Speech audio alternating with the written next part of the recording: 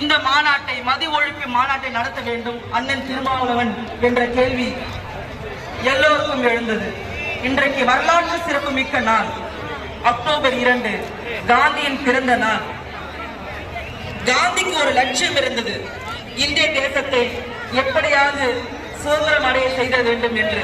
அந்த லட்சியத்தின் கூட மதுவை விலக்கிட வேண்டும் என்ற மிகப்பெரிய கொள்கையோடு சுதந்திர போராட்டத்தின் பிரச்சாரத்தோடு மது விலக்கு கொள்கைக்கான பிரச்சாரத்தையும் முன்னெடுத்து ஆணித்தரமாக இந்தியாவோடும் அதை மரியாதைக்குரிய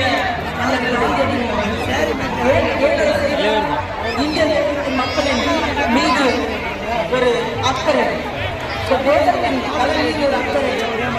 இந்தியா சுதந்திரம் அடைந்த பின்பாக மது இல்லாத தேசத்தை கட்டமைக்க வேண்டும் என்று காந்தியுடைய